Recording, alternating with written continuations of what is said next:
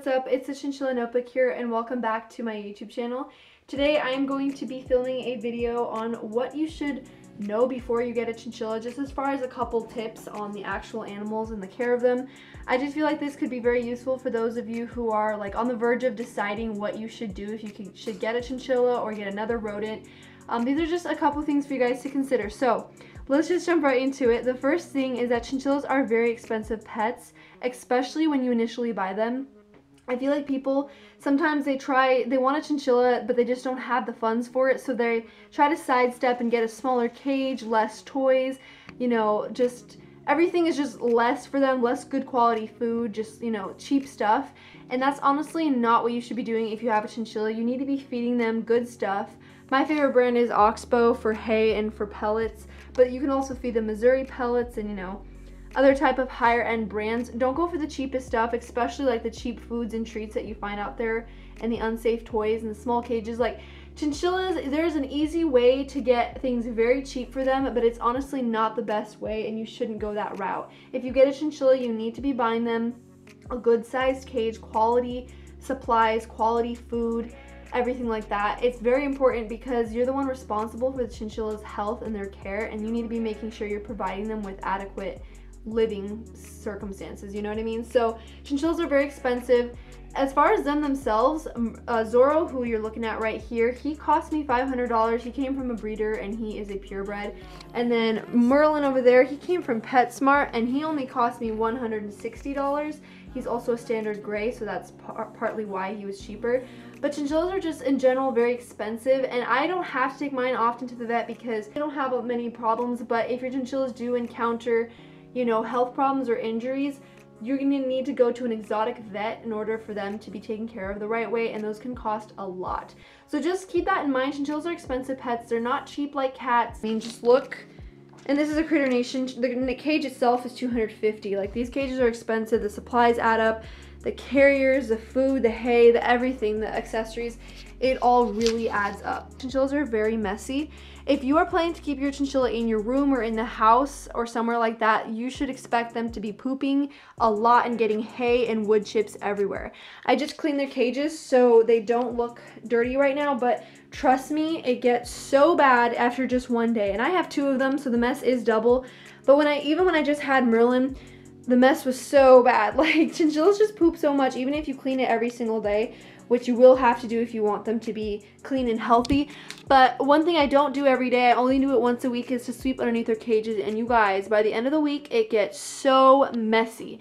And for me personally, especially during shedding season, which is like around this time, I honestly hate, I'm a germaphobe, so I hate having poop and hay and fur flying around. That's why we keep them in the shed. And I'm very thankful. I used to have Merlin in my house in the laundry room, and that was just a nightmare for me because I hated the mess. But you have to consider that if you don't have a space where you can put your chinchilla and you have to have them in your house, you should consider the mess. And of course, they're in a shed right now, but we have an AC unit right up there and it has heating too, so they're very well taken care of. Anyway, the third thing is that chinchillas can disrupt your sleep, and this is important if you're a light sleeper. I know personally, I used to have Merlin only like a room away from me where I was living in my old house, and even with both doors closed, I could still hear him running on his wheel, chewing on wood loudly, running around, you know, like I could hear the cage bars move, everything. So if you're a light sleeper, I highly recommend that you consider whether you're gonna have your chinchilla next to your room or your bed or wherever you're sleeping.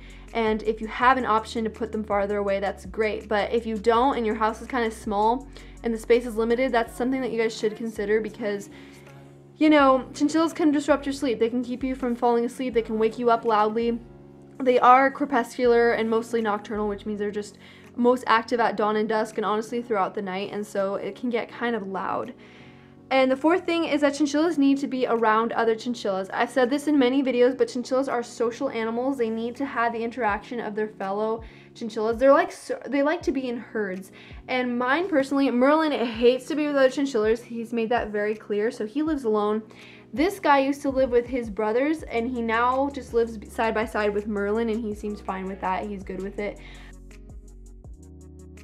But the breeder that I got him from told me that just as long as he has just as long as he can see, smell, and like hear Merlin moving around, he's gonna have that social, a little bit of that social interaction that he needs. Of course, it is much better if they can live with partners, and right now we're not in a position for me to be getting this guy a partner because we might be moving across the country soon. So right now he lives alone, but he does have Merlin right there. He's not entirely alone, but it's very rare that you have a chinchilla like Merlin who hates to be with other ones. So if you get a chinchilla, always consider getting two. They need each other for their health and for their liveliness, for their livelihood, and to stay happy. They need to have that chinchilla interaction. So I will be considering getting him a partner when our housing situation just settles down. Right now is not a good time to be introducing another chinchilla, but he does have that interaction with him. If you do have two chinchillas that can't live together, it is completely fine to keep them separate like I do in 2 different cages, just as long as they can see and hear and smell each other, because that's what's also important. And the last thing I want to talk about is that chinchillas are a long time commitment. I was about to say lifetime, but I don't think that. Chinchillas are a long time commitment though. Their lifespans generally go from 10 to 20 years, and that's a long time for chinchillas. You know, I know that hamsters and guinea pigs don't live that long. So if you are thinking that this is just something that you're not committed for the whole rest of their lifespan, then don't try to get chinchillas. They do live for a long time, and I'm 100% a believer that if you get an animal, you should be able to take care of it till the end. You know, a lot of people get pets and then they get tired of them and then give them away to inadequate homes, or they just don't take care of them anymore. They kind of neglect them, and I think that's so wrong. So if you are the type of person that gets bored fast or does not have the time or the money for chinchillas long term, then don't consider getting them. Of course, things change. Right now, I am living with my parents, but who knows, I might get married and not be able to take them with me in a few years.